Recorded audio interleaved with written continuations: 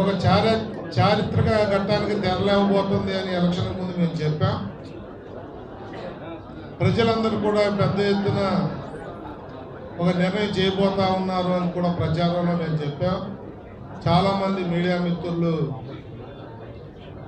ప్రజలను మోటివేట్ చేసిన విధానం కానీ, నేను గతంలో కూడా మీడియాను కోరాను, ఎవరికి మీరు మేలు చేయక్కర్లేదండి, నిజాలేవో ఆ నిజాలు ప్రజలకు తెలియజేయండి. రాష్ట్రాన్ని కాపాడుకోవడం కోసం వచ్చిన ఎలక్షన్ ఇది. చంద్రబాబు నాయుడు గారు, పవన్ కళ్యాణ్ గారు ముఖ్యమంత్రులు అవడానికి మేమంతా కాదు. ఇది ఈ రాష్ట్రాన్ని కాపాడుకునే ఎలక్షన్ అని చెప్పాం. దాన్ని ప్రజలు విశ్వసించారు. ఎంత గొప్పగా విశ్వసించారు అంటే, భగవంతుడి స్క్రిప్ట్ అంటారు వారి భాషలో. ఆ స్క్రిప్ట్ ప్రజాభిమానం పొందితే ఎవరికైనా వర్తిస్తుంది, ప్రజా వ్యతిరేకత వస్తే ఎవరికైనా వర్తిస్తుంది అని చెప్పే స్క్రిప్ట్ అది. భగవంతుడి స్క్రిప్ట్ బాగా రాశాడు. భగవంతుడికి ధన్యవాదాలు తెలియజేస్తా ఉన్నా. ఎందుకంటే ఈ రాష్ట్రాన్ని, ఈ దేశాన్ని కాపాడుకోలేని పరిస్థితుల్లో మనందరం కూడా భగవంతుడి మీద భారం వేస్తాం. భగవంతుడా మమ్మల్ని మా ప్రాంతాన్ని రక్షించాలి. ఆ పరిస్థితులు ఈ రాష్ట్రానికి వచ్చిన నేపథ్యంలో జరిగిన ఎలక్షన్లు ముందుగానే ప్రజలకు ధన్యవాదాలు తెలియజేస్తా ఉన్నా మీడియా ద్వారా. ఎందుకంటే ఎప్పుడు నేను చెప్పేదే, ప్రజలు చాలా తెలివైన వాళ్ళు. 5 సంవత్సరాలకు ఒకసారి మేము ఎగ్జామ్ రాస్తాం, ఆ పేపర్లు దిద్దేది ప్రజలు. మమ్మల్ని పాస్ చేసినా ఫెయిల్ చేసినా ప్రజలు చేస్తారు, వాళ్ళు న్యాయ నిర్ణేతలు అని చెప్పి. మరి ఎంతో కాముగా ఉండి దేశ విదేశాల నుంచి కానీ ఇతర రాష్ట్రాల నుంచి కానీ ఓటేయటానికి పోటెత్తినట్టు వచ్చిన ప్రజలను చూసి మహిళా ఓటు శాతం పెరిగింది అని చెప్పి కూడా మాదంటే అధికారం మాదని అన్ని పక్షాలు అన్నప్పటికీ కూడా ప్రజల తీర్పు మాత్రం సుస్పష్టంగా ఒకే విధానంతో రాష్ట్ర ప్రజలందరూ ఆలోచించారు. ఆ తీర్పే అమలు చేశారు. మీడియా ద్వారానే ప్రజలకు ధన్యవాదాలు తెలియజేస్తా ఉన్నాను. ఈ రాష్ట్రం అంతా ఒక ఎత్తు అయితే, నేనైతే జీవితాంతో రుణపడి ఉంటాను.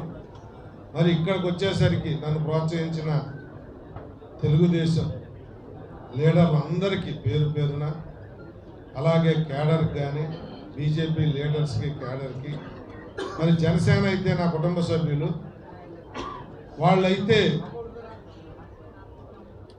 ఎలక్షన్కి బూత్ దగ్గర వాళ్ళు పడ్డ తపన, నేను గెలవాలి అని చెప్పి మన జన సైనికులు, వీర మహిళలు వాళ్ళే అభ్యర్థుల్లాగా నా మీద చూపించిన ప్రాభాభిమానానికి ఈ మూర్తి పార్టీల నాయకులకు కానీ, కార్యకర్తలకు కానీ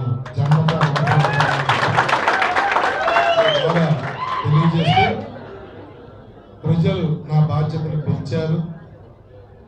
తప్పకుండా అనునిత్యం మీరు ఇచ్చిన ఈ తీర్పుకి శిరస్సు ఉంచి మీకు పాదాభివందనం చేస్తూ, ఎప్పుడు అది గుర్తు చేసుకుంటా, ప్రతిరోజు కూడా దాన్ని స్మరించుకుంటూ మీ సేవలో పునరంకితం అవుతానని చెప్పి, మీ నిర్ణయం చాలా మంచి నిర్ణయం అని మీరు అనుకునే విధంగానే ఒళ్ళొంచి పనిచేస్తానని చెప్పి మీకు మాటిస్తాను. మరి ఇంత గొప్ప తీర్పు రాష్ట్రంలో ఇచ్చిన ప్రజలకి, రాష్ట్ర ప్రజలకు కానీ, మా జిల్లా ప్రజలకు కానీ, నాకు జిల్లా మీద కూడా బాధ్యత ఉంది, జిల్లా అధ్యక్షుడికి, మా జిల్లా ప్రజలకు కానీ, మా నియోజకవర్గ ప్రజలకు కానీ, మరి ముఖ్యంగా ఇక్కడ టిక్కెట్కి వచ్చినప్పుడు చిన్న డిస్టర్బెన్స్ జరిగిన రాని వాళ్ళు వారి బాధ ఉంటుంది, దాన్ని తప్పని నేను చెప్పను.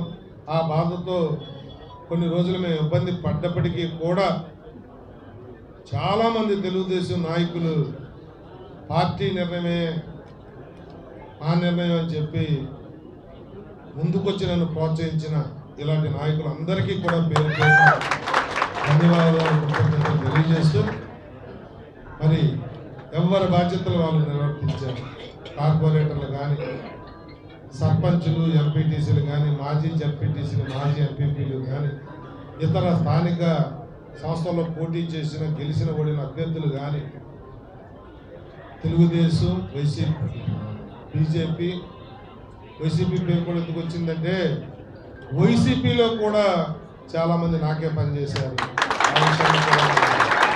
ఎందుకంటే వ్యక్తిత్వం చూశారు తప్ప ఈ ఎలక్షన్లో పార్టీలు చూడలేదనడానికి నా మెజార్టీ ఒక కారణం.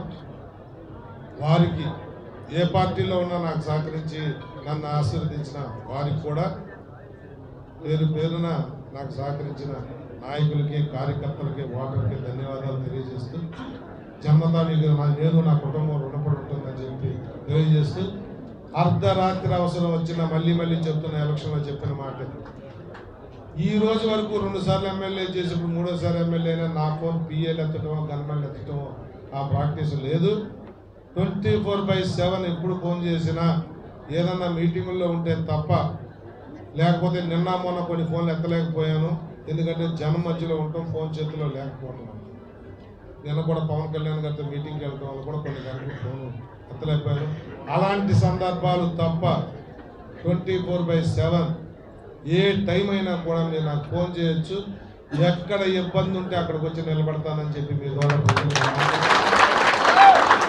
కాలువలు పూర్తి చేసుకుని తాగునీరు, సాగునీరు తెచ్చుకోవటంలో కానీ, అమరావతి రాజధాని నిర్మించుకోవడంలో కానీ, ఇవన్నీ కూడా అది నిన్న మొన్న మీరు పేపర్లో, టీవీలో చూస్తూ ఉన్నారు.